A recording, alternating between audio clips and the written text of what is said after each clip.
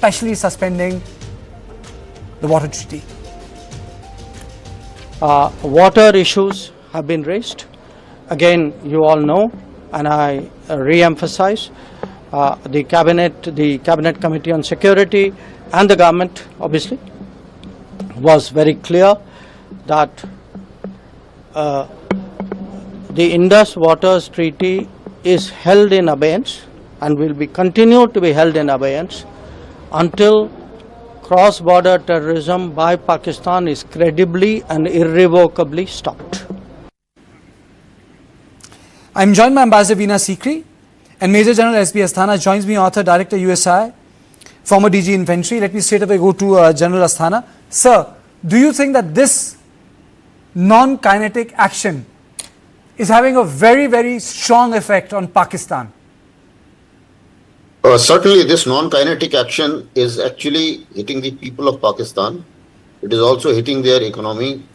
It is striking in fact, the day it was announced, their markets crashed.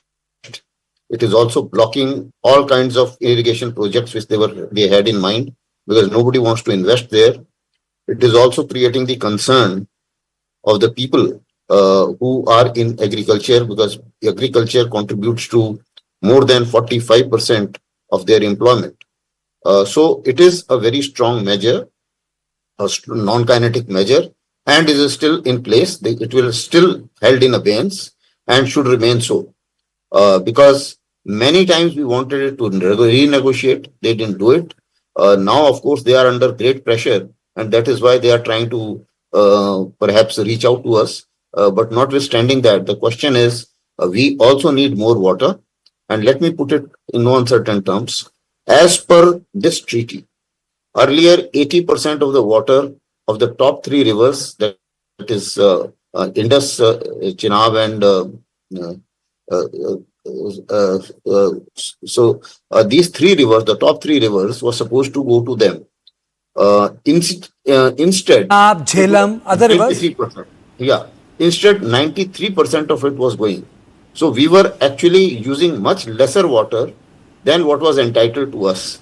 And the projects we made, they were run-of-the-mill projects. So therefore, we need to have more storage and more projects coming up. Some have been announced, some more are supposed to come up.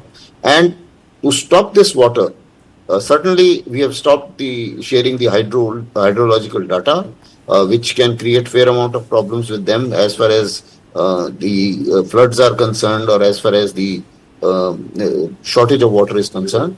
Also, they were using all this water in their defensive canals as far as the military purpose is concerned. Apparently, now when we have announced this... Can you please elaborate on that, sir, for the military purpose, the water for the military purpose? Yeah. See, if you recall, they have made the defenses on the rivers and canals, made their defenses on something called as ditch cum bandh. And the water to these defensive network is the same water which is going from Indus and the other two rivers. So that's one part of it. So secondly, also now when we are looking at the future of this treaty and utilization of more water, because we need much more water now. So we should announce a number of projects. Some have been announced, some more need to be announced. And to expedite that and beat the time plan, I think some of them can be given to the private sector or on public-private partnership, so that the manufacturing of these, the building of these dams gets expedited, and we are in a position to retain more water, which we very necessarily need for our people. Back to you. People have the bite of Prime Minister Modi, who also commented on this issue, and he very clearly said, "खून और पानी एक साथ नहीं बह सकता." भारत का मत एकदम स्पष्ट है। टेरर और टॉक एक साथ नहीं हो सकते। टेरर और ट्रेड एक साथ नहीं चल सकते, और पानी और खून भी एक साथ नहीं बह सकता। Ambassador Sikri, this is one non-kinetic measure. Apart from that, what are the other non-kinetic measures which India should take for a stronger effect on Pakistan? Well, I think the three outlines which our Prime Minister gave in his speech, terror and talks don't go together, terror and trade don't go together, and blood and water cannot flow together. I think that sums up exactly what we can and we are doing. I think the decision to put the Indus Water Treaty in abeyance is a remarkable one because it's been a long time in the making. Right from, I would say, even 2009 onward, last 15, 16 years, the suggestion has been on the table, it has been discussed and rediscussed. And there was a great deal of reluctance, I think, particularly among the Congress government to bring this into use. And it's only now, after, bearing all these, the Uri attack, the Pulwama attack, and now the, losing so many innocent tourists in that absolutely cruel and bestial manner, that we've taken this very correct decision, non-kinetic, no doubt. But I can tell you that the Indus Water Treaty had the single most important impact on Pakistan, on the people of Pakistan. And I think that the misuse of the enormous amount of water they were getting for all these decades, the misuse, not only the defense purposes that General Asana has spoken about, but also just these large farms in the Punjab that the defense officers own. Hundreds of acres of land, they were diverting the water for their, for the irrigation of their own land, for their personal consumption. So very little was going to Sindh and other places. And there are months in the year where the Indus River does not even reach Karachi, does not even reach the sea. So I think that this has come as a big bolt for Pakistan.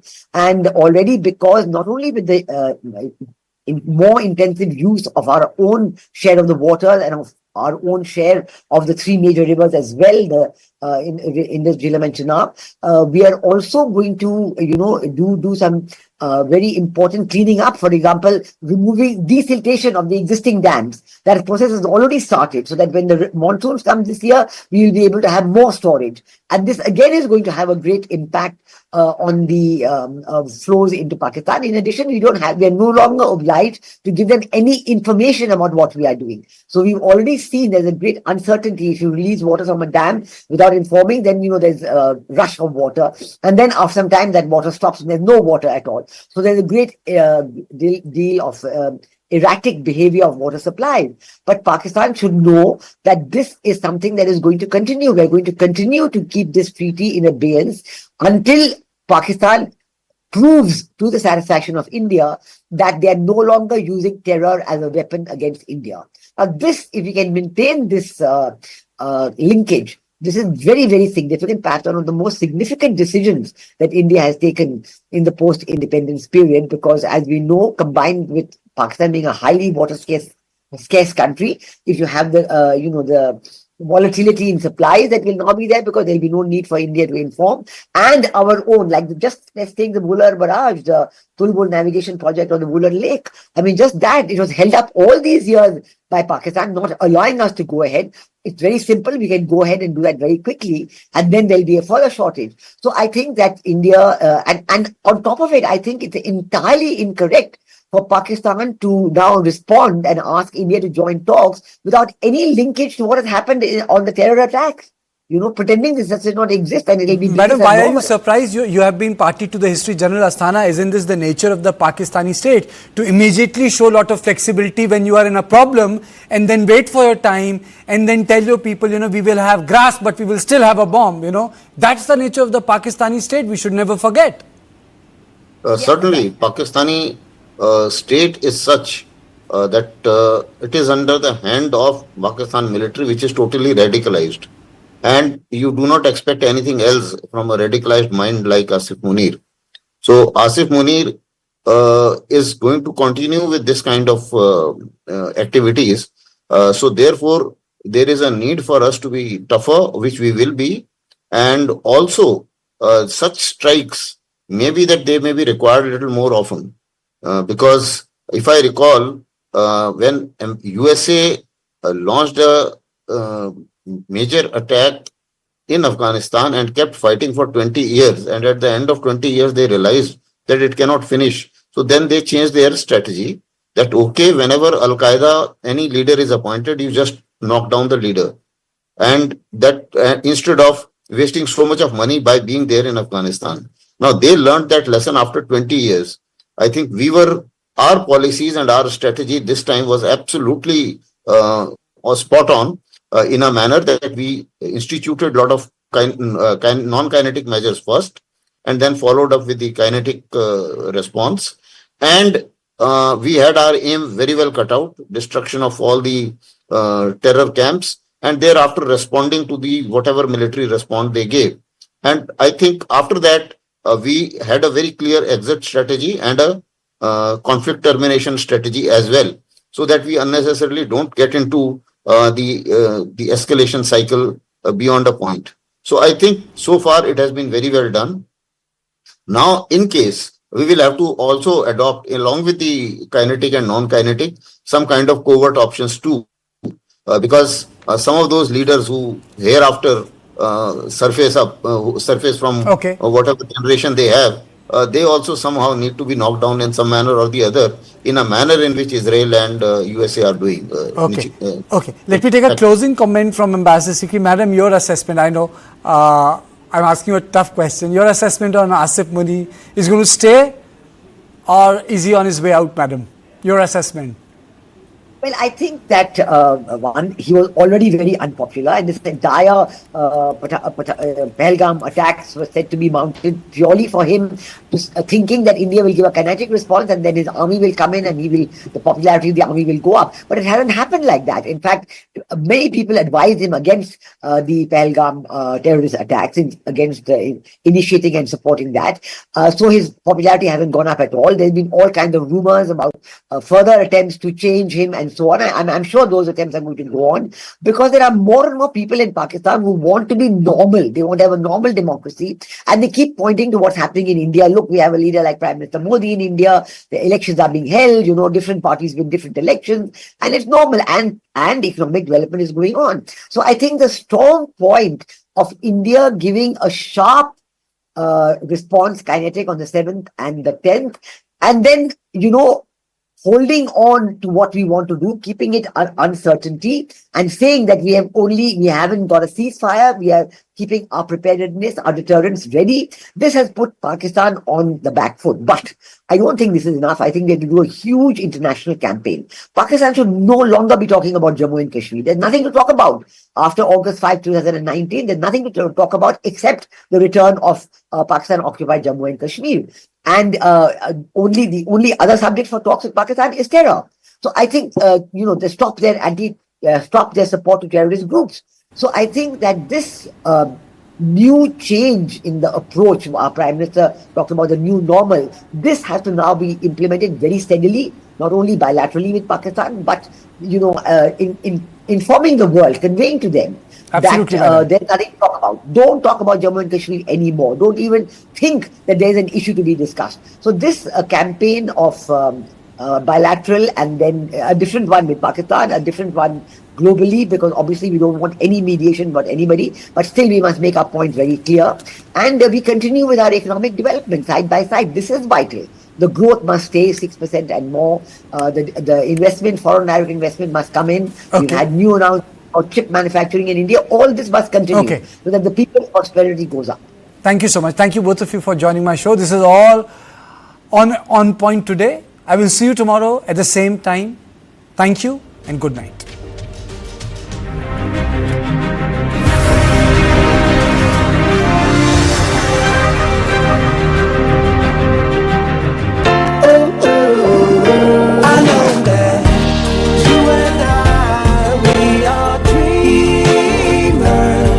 For an India that's chasing its dreams, this is the drive of your dreams. Introducing the all-new Skoda Kailak. Own your dream. Skoda.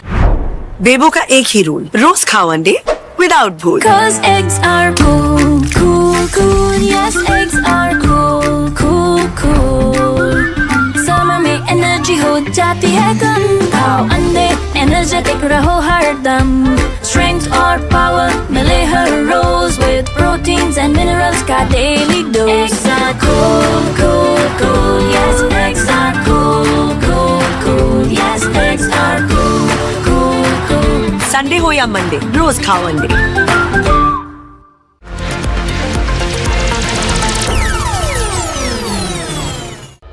Warfare redefined. Pakistan has not only been exposed, their narrative that their air force is superior than ours, that narrative has been shattered. Nature of warfare has changed drastically.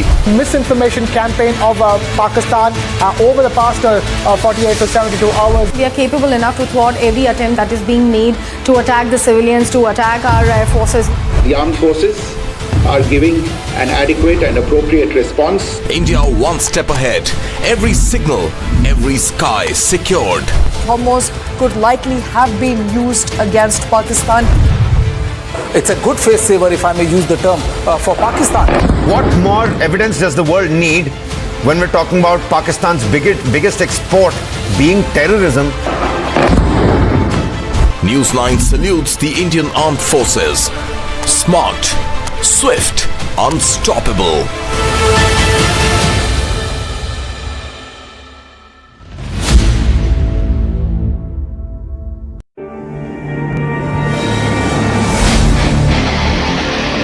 What makes a star a superstar? Is it the ability to choose the right script? Or is it about the timing? Are superstars born or made? One man has shown the world that he can't be broken and he won't bend. Allu Arjun, uncut, unplugged, unscripted. Decoding talent beyond borders in conversation with Barun Das.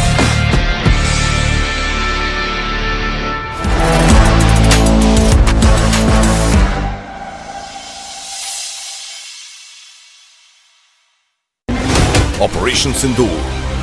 Precision, courage, sacrifice. India's finest on India's front line. India is giving a strong response to Pakistan's provocations, shooting down 50 of their drones. Our air defense system has so far intercepted all the attacks made on it successfully. India is now well within its right to be able to give a bigger and a better response to every single move of Pakistan.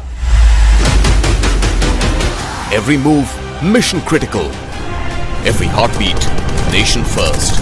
Newsline salutes the Indian Armed Forces. Armed forces are facing a situation like this, and they've really risen up to the occasion. You are in the hands of a very, very professional military. The BSF, the CRPF, the Army, the Navy, the Air Force, they are also answered in full measure and then some. Unflinching, unmatched, unbreakable.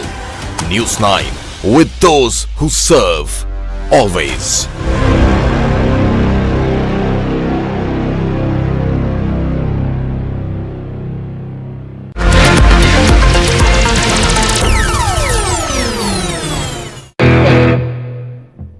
Businesses are primarily in India known by their owners. When you start a business, you don't realize how much you're putting the entire family at risk. The trust is a big element.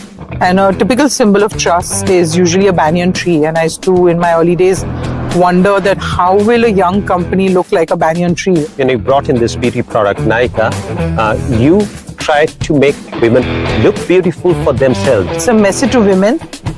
Let the spotlight of your life be on you. And for that, we wanted her to be as confident as she wants. India desperately needs that shift in mindset where women would be leading from the front. They're risk takers and they do take open-ended risk, and a belief in yourself that you don't allow others to destabilize you and you keep pursuing your path. Watch Radical Presents Do Along with Barun Das, Season 3, featuring Falguni Nair, at these times on News 9. News 9, English news as it should be.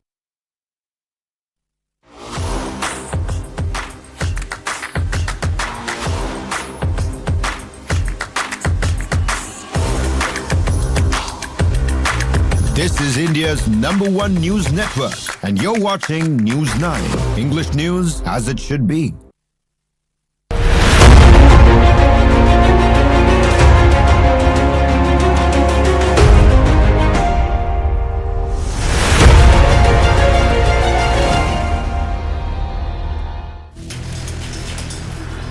Good evening, I'm Padmaja Joshi and you're watching In Your Interest. It's been 5 days since India agreed to a temporary pause in Operation Sindur, and now even those who would ordinarily like to peddle an agenda against India are forced to come around and admit that indeed India inflicted considerable damage in Pakistan during Operation Sindur.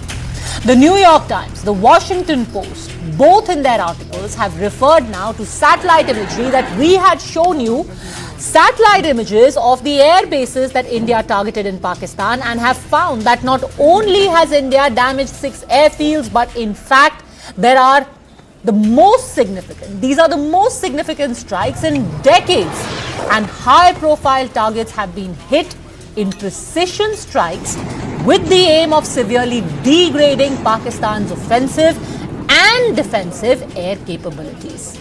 And this is an analysis that now everyone is acknowledging. Remember, we had told you about combat veterans, combat specialists, people who have analyzed the combat strategies of India and Pakistan for decades, and all of them are in agreement that indeed what India has achieved is unprecedented. With even their friends in the Western media deserting them, the Pakistani Prime Minister had now to resort to another round of damage control, and even for that, unfortunately, he couldn't find originality. Shahbaz Sharif decided to belatedly visit his troops for morale boosting at the Pasrur cantonment in Sialkot, and the entire act looked nothing more than a cheap copy of the visit that Prime Minister Modi had paid troops early on the morning of the 13th. But this is where the difference lay. Prime Minister Modi went to Adhampur and in one stroke belied all the claims of Pakistan destroying India's S-400 air defense system. He had the S-400 right behind him. He had the MiGs right behind him. He even had the runway which Pakistan claimed it had destroyed right behind him, fully intact and operational. But when Shahbaz Sharif reached Pasrur, his own country was left wondering what really was the objective of that visit. आज पसरूर में इसी सूरत हाल में टैंकों बेचारों के ऊपर घास शास बांधी गई। वहां पर फॉर्म 47 के वजीर आजम को भी ले जाया गया और टैंकों के ऊपर चढ़कर ये जो भी आप ये कहिए कि ये जो पीआर का काम है ये किया गया। हालांकि इससे पहले मोदी कर चुके हैं, और अगली बात भी आपको बताएंगे कि अगर करना था तो जहां पर असल जंग लड़ी गई वहां करना था। टैंक थोड़ी ना चले पसरूर में, जो आप पसरूर में जाके टैंक पे चढ़ गए। या तो आप वो काम करें जो हुआ है, और एग्जैक्टली जो पीआर होती है वो ऐसे होती कि हमने क्लेम किया था कि हमने उधमपुर बेस को तबाह कर दिया। किया होगा, कुछ ना कुछ हिस्सा नुकसान भी पहुंचाया होगा, लेकिन आप गौर कीजिए कि मोदी सबसे पहले उधमपुर ही पहुंचा और उसने वहीं पर पूरी बेस भी दिखाई पूरी दुनिया को, और वहां खड़े होकर उन्होंने नारे भी मारे। ये होती है पीआर। ये कोई मैं उनकी बेजा तारीफ नहीं कर रहा, लेकिन मैं आपको सिर्फ ये बता रहा हूं कि इसको कहते हैं सटल मैसेजिंग। क्या उन्होंने जवाब भी दे दिया और कहा भी नहीं। Well, apparently even the PTI spokesperson is not very good on facts, because the airbase he referred to as Udhampur is actually Adhampur. That's where the Prime Minister went, two completely different states. But the exasperation that he expressed is quite understandable at this point, because it's at Pasrur where India has now got proof through satellite images to show that our Air Force actually struck Pakistan's air defense radar at this very place where Shahbaz Sharif was present. But far from showing any evidence to contradict what India is saying, Shahbaz Sharif and General Muni decided to be perched on top of a tank while addressing the airmen there. Contrast this with images of the Prime Minister on the 13th and Defence Minister Rajnath Singh today, who was in Srinagar in the midst of our troops, and from where he again reminded Pakistan how different the two countries are. आतंकियों ने पहलगाम में धर्म पूछकर हमारे निर्दोष लोगों को मारा। उसके बाद आपने जो जवाब दिया उसे पूरी दुनिया ने देखा है। उन्होंने यह नहीं सोचा कि आम नागरिकों ने उनका क्या बिगाड़ा है, उन्होंने ऐसा क्या किया है कि उन्हें मार दिया जाए। पर मैं यह कहना चाहूंगा, आतंकियों ने भारतीयों को धर्म पूछकर देखकर मारा, धर्म पूछकर मारा, तो हमने आतंकियों को उनका कर्म देखकर मारा है। उन्होंने धर्म देखकर बेगुनाहों की जान ली, यह पाकिस्तान का कर्म था। हमने कर्म देखकर उनका खात्मा किया, यह हमारा भारतीय धर्म है। रही बात पाकिस्तान की, तो उसकी बात ही क्या करूं आपसे। वह देश तो मांगते मांगते अपनी जहालत से एक ऐसी हालात में आ गया है कि उसके बारे में यह भी कहा जा सकता है कि पाकिस्तान जहां भी खड़ा होता है वहीं से मांगने वालों की लाइन प्रारंभ हो जाती है। अभी आपने सुना ही होगा कैसे वह फिर एक बार इंटरनेशनल मॉनेटरी फंड IMF के पास कर्ज मांगने गया। वहीं दूसरी तरफ हमारा देश है कि हम आज उन देशों की श्रेणी में आते हैं जो IMF को फंड देते हैं ताकि IMF गरीब देशों को कर्ज दे सके। ऐसी स्थिति में हमारा यह भारत है। आज श्रीनगर की धरती से मैं पूरी दुनिया के सामने यह सवाल उठाना चाहता हूं कि क्या ऐसे गैर जिम्मेदार और रोग नेशन के हाथों में परमाणु हथियार सुरक्षित हैं। मैं दुनिया के सामने यह सवाल खड़ा करना चाहता हूं। मैं मानता हूं कि पाकिस्तान के एटमी हथियारों को IAEA international atomic energy agency की निगरानी में लिया जाना चाहिए। मैं ये कहना चाहूंगा और साफ तौर पर कहना चाहूंगा। Okay, and that brings us to the questions of the day. Is the evidence of Operation Sindur so undeniable that even the world is now forced to acknowledge it? Will it convince the doubters within our own country? And with his humiliation and embarrassment being compounded every day, is Shahbaz Sharif now forced to try and imitate the Indian Prime Minister's playbook? Joining us on In Your Interest, Major General Sanjay Meston, Defence and Strategic Affairs expert, Air Commodore Ashminder Singh Behel also joining us, along with Sharad Trivedi, spokesperson of the BJP. But I want to first start with you, Sujata Paul, spokesperson of the Congress, quoting to you from what New York Times has said today. It has said, and I quote, satellite imagery suggests damage appeared to be mostly inflicted by India on Pakistani facilities. India appears to have a clear edge in its targeting of Pak military facilities and airfields. High-res imagery shows clear damage to Pak facilities by Indian attacks. Visuals show clear damage to what looks like a hangar at Bolari Air Base, and so on and so forth. Now, no one in the world is left in any doubt about how India inflicted damage and then paused on its own terms. Are you convinced? Why are you asking me this question? You know very well, Padmaja, that every time I've come on your show, I have emphasized that we have full faith in our army, and we are absolutely sure that what is being said by the New York Times or the Washington Post now is something that we all believe in. We know very well what our military capabilities are all about. We know very well how brave our soldiers are, how well planned this particular attack was. We know very well that we as India stood united and we targeted terror launching pads, whereas the Pakistanis attacked civilian places. And what were they doing? They were no less than the terrorists themselves, because they are the ones who are encouraging terror bases to be established in their country. So I have had no doubts, and the Congress party has always had full belief in our armed forces, and I emphasize it once again. I reiterate that the Congress stood with our government and with our forces. So what is the doubt about? Then there is absolutely no difference in what you are saying and the government is saying. It's all sorted now then, right? There's no issue anymore.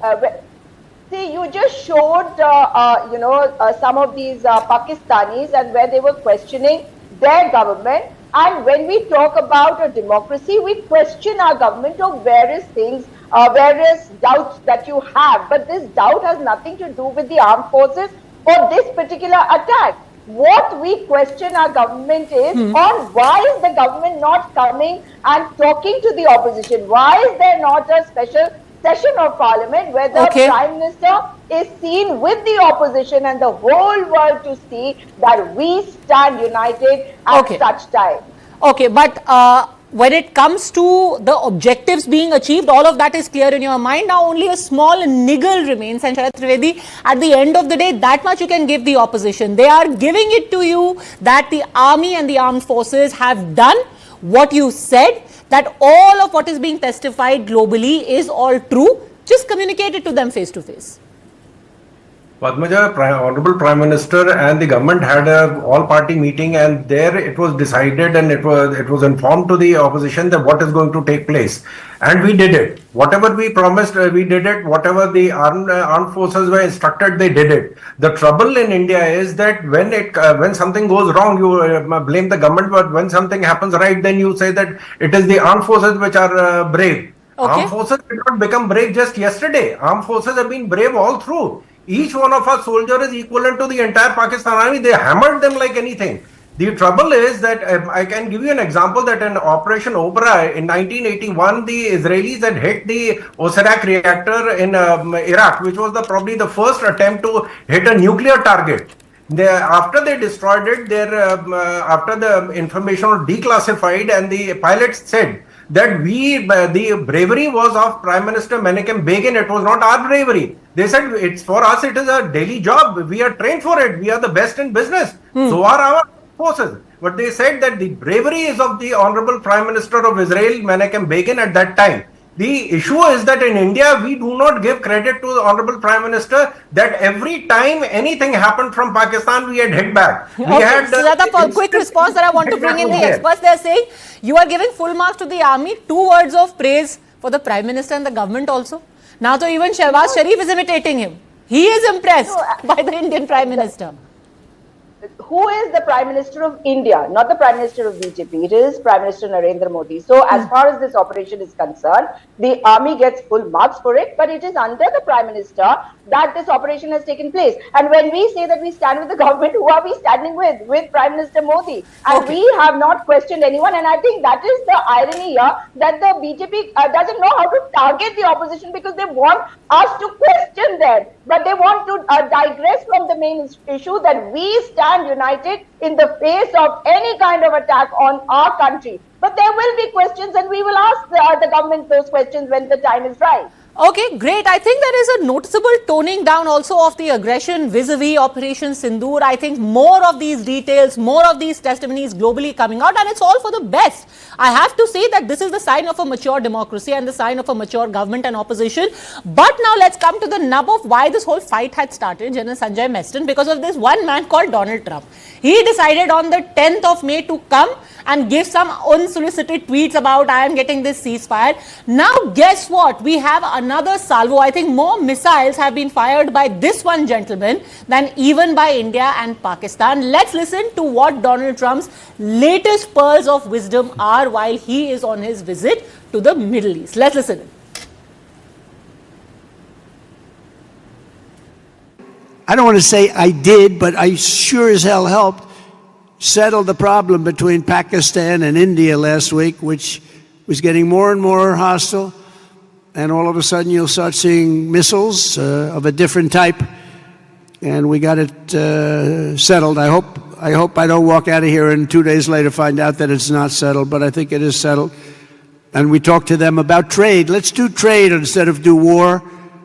And Pakistan was very happy with that, and India was very happy with that, and I think they're on the way. You know, they have been fighting for about 1,000 years, in all fairness. So I said, I could settle that up. I can settle anything. So from saying that I was the mediator, now he says, quote unquote, I don't want to say I did, but I sure as helped settle the problem between India and Pakistan, who according to Mr. Trump have been fighting for the last 1,000 years. What do we make of this, General Meston?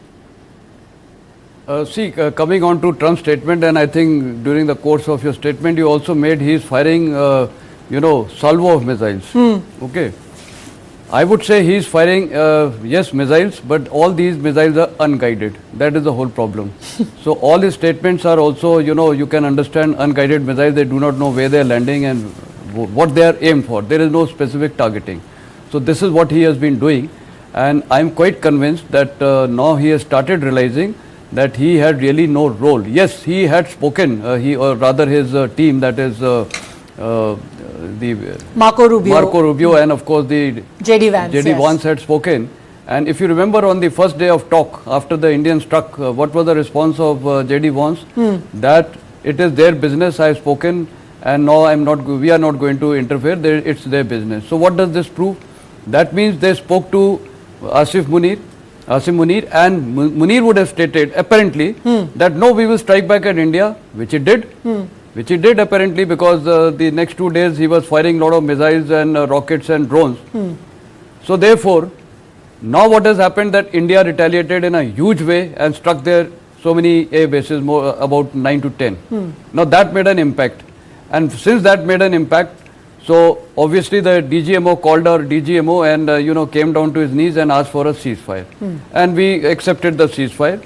Now Trump obviously would have been informed by his team, or rather Munir would have informed Marco Rubio that we are now called for a ceasefire, and therefore Trump took a credit. So the credit goes to the will of the Indian armed forces and to the entire nation, that and especially the armed forces, and of course the political will. See, everything starts with a political will. The Prime Minister's intent was very, very clear, and the armed forces also reflected the confidence in the Prime Minister. How? That we are capable, that's very, very important. So we have reflected our capabilities and we proved it on ground. So that is how. So on the one hand, on the establishment of the armed forces, there was a clear confidence and a will, like General Meston said, and now the evidence of that has begun to come out. There are pictures that the world cannot deny. There are testimonies that no one can deny.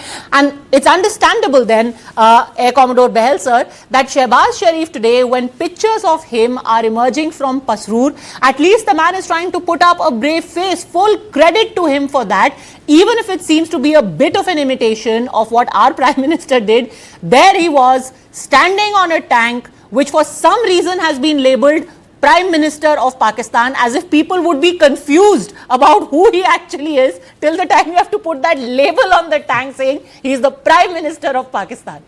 Air Commodore sir. Jai Hind Padmaja. It's so nice to be on your channel, and it's always done in so much of humility. And also I want to say one thing, our Prime Minister went in a C-130 aircraft and landed on the runway which Pakistan had claimed that they had destroyed it completely. And secondly, he didn't go in a VIP aircraft. He went in a military aircraft.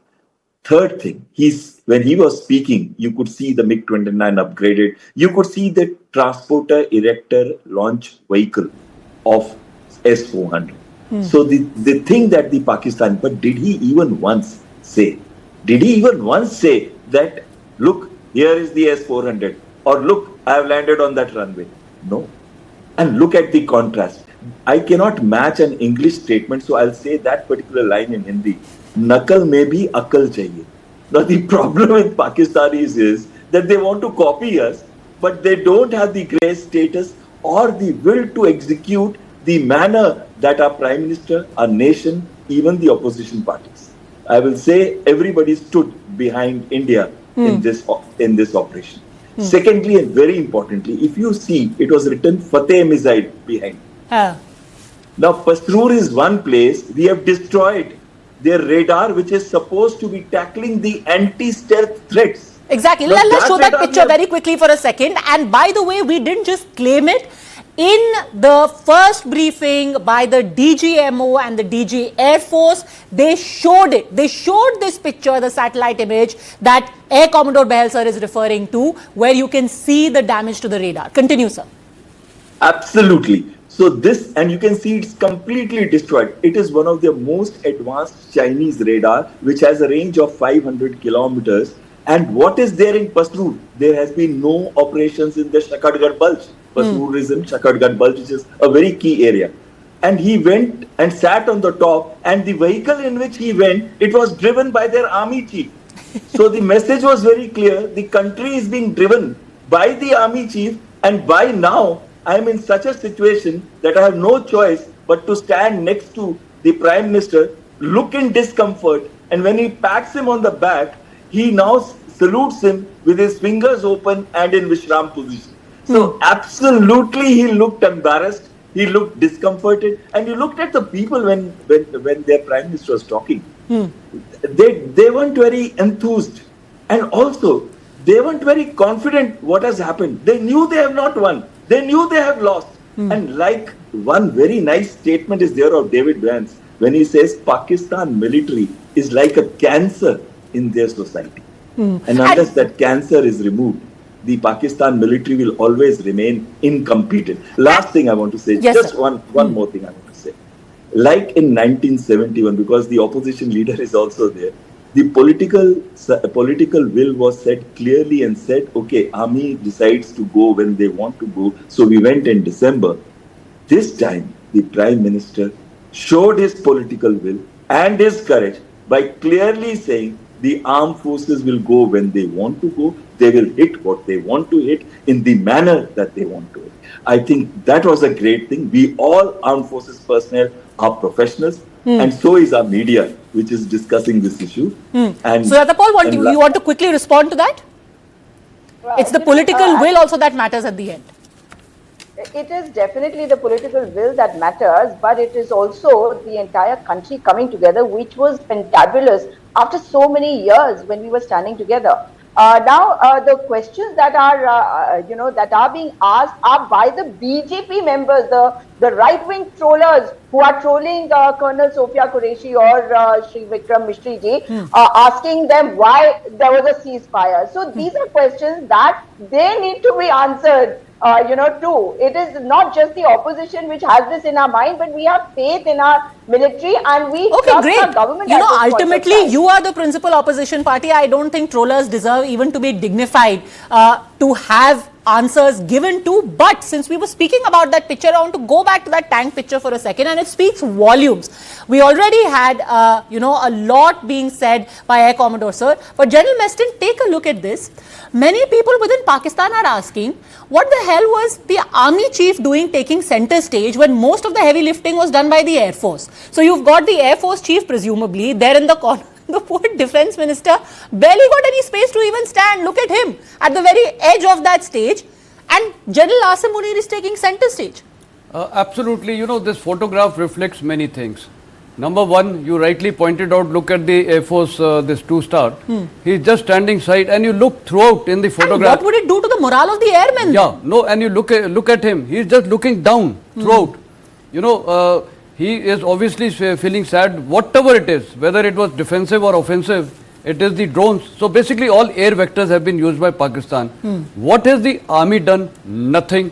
And the way this tank has been camouflaged, as an army man, I would say it's the most funny camouflage and concealment I've seen. Is just looking like some children have placed and tied some grass around. Then if you notice the troops whom he is addressing, they were all looking down. There was no, their morale was evidently very low. And when the Prime Minister along with the army chief is just trying to make them feel, they have been defeated. So how can you tell someone that it is victory? So it is all pseudo, nonsense, and therefore this picture has revealed so many things. And yes, the way the Prime Minister has been patting, this Munir, so many number of times थपकी दे रहे हैं, वो तो एक CO का काम है, commanding officer अपने जवान को ऐसे करता है, not to a chief of the army staff. You have seen how our Prime Minister has complimented the armed forces. You just shake hand, but here he is rubbing like, he is such a great tiger in the world. He has shaken the whole world. He has won everything. He has made this country lose everything, and he's patting him. And a very strange dynamic, sir. The Jeep picture also very, very symbolic. Sharad Trivedi, at least you've got something to take heart of. Even if the Prime Minister doesn't find too much appreciation within his opposition quarters within India, Shehbaz Sharif for one seems to be very, very impressed. The fact that he went, to a cantonment, he did that whole thing. The military leaders earlier tried to copy that entire press conference that our DGMO did. So at least you've got admirers somewhere. And please see, General Munir in the driving seat, as Air Commodore Bahal was saying. Mr. Trivedi. Padmaja, actually the Prime Minister was not impressed. He was told that he should act impressed. Because Pakistan is controlled by America, Army and Allah. Now it is America, it is Army, Allah and China. So this is a country ruled by the army. The countries have got armies, and here the army has got a country. So it is it's an army-ruled country. They don't have any democratic process. They don't have any discussion. That is the reason why they land up in a mess with more egg on their face than they can wipe it. We have only used, I think probably my friends from the armed forces would say that we have not even used 10% of our, air capacity. The Navy has not been used at all. We just bottled up their entire Navy and their marine. Okay, there is some breaking news coming in, sir. And because I really need to get more clarification from our defense experts over here. Remember, AFP had earlier said, and quoting Islamabad sources, Islamabad says Pakistan and India agreed to extend ceasefire till Sunday. That is what AFP reported, and now army sources have responded to that, saying further to the understanding between the two DGMOs on the 10th of May, it has been decided to continue the confidence building measures so as to reduce the alertness level. How do we decode this? The fact that it is being said further to the understanding between the two DGMOs on the 10th of May, it has been decided to continue the confidence building measures so as to reduce the alertness level. Air Commodore, sir, how do you decode this? See, currently the alertness level is at the highest, which means the pilots are virtually sitting in the cockpits of aircraft. There are combat air patrol aircraft being flown in certain areas. And also, the air defense systems are working 24/7. And in this scenario, it is very important that you cannot continue to remain in the highest state of alert for times to come. So there is now an aim to reduce the troop concentrations in the forward areas, as well as to reduce the alertness level, let us say from the highest to somewhere in between a peaceful state. Okay, General Meston, very quickly in 30 seconds.